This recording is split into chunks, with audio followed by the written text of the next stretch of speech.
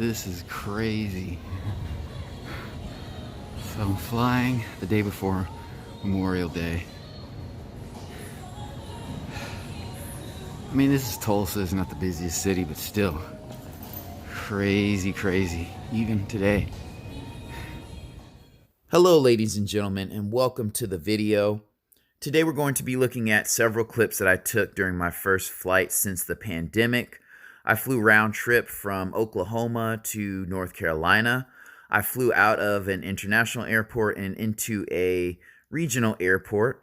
And so typically I fly about 2 or 3 times per year, so I'm not a very frequent flyer, but when I do, it's a pretty good experience. And I think a lot of that has to do with, where you're going and why you're going where you're going.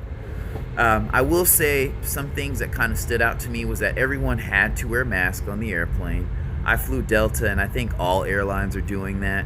And then also you saw probably about half and half, or a little over half, people wearing masks in the airport. Sometimes when people sat down, they would take them off.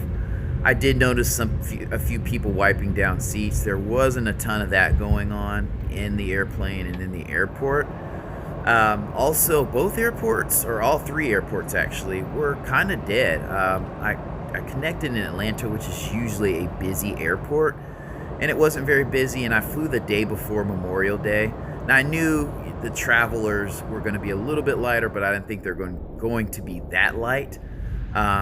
This airport that I flew out of, was light, and then the one I flew into is a regional airport, and that one was light too. So, those were the main differences. Other than that, we sat typically one seat away from each other. On a normal airplane, depending upon when and where you're traveling, a lot of times you'll have, the flight pretty much be full. So I only had to sit beside someone once. And so a lot of times if you're flying on a mid to larger sized airplane, I don't think you will currently have to sit next to anyone.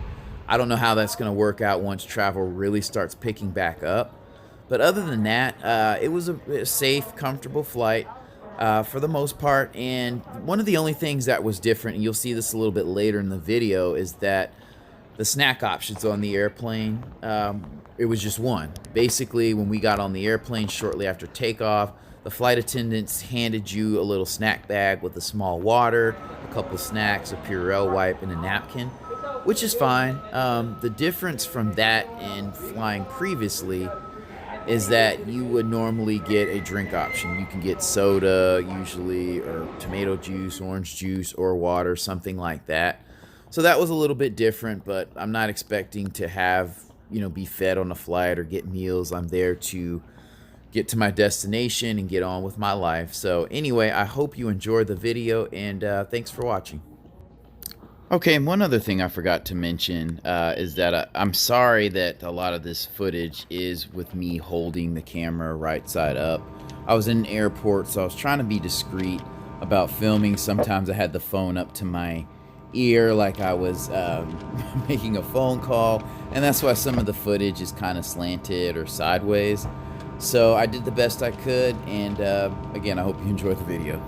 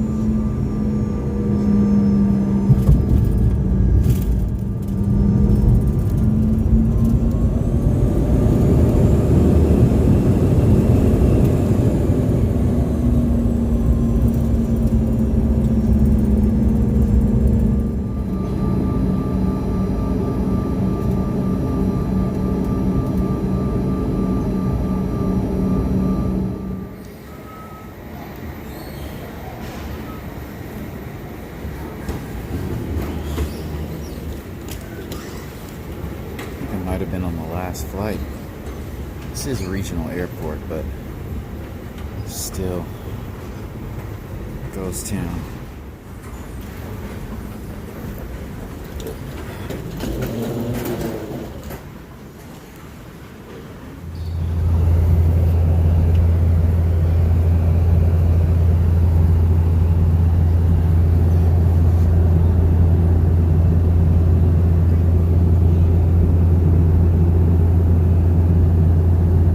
Seatbelt sign. Please be careful when opening overhead bins to avoid injury from items that may have shifted during flight. If you need any information, there will be a Delta Cat agent meeting this flight who can assist you. We do ask that before you leave us, you take a moment to look around your seatbelt pocket, and make sure you have all your belongings that you brought on board.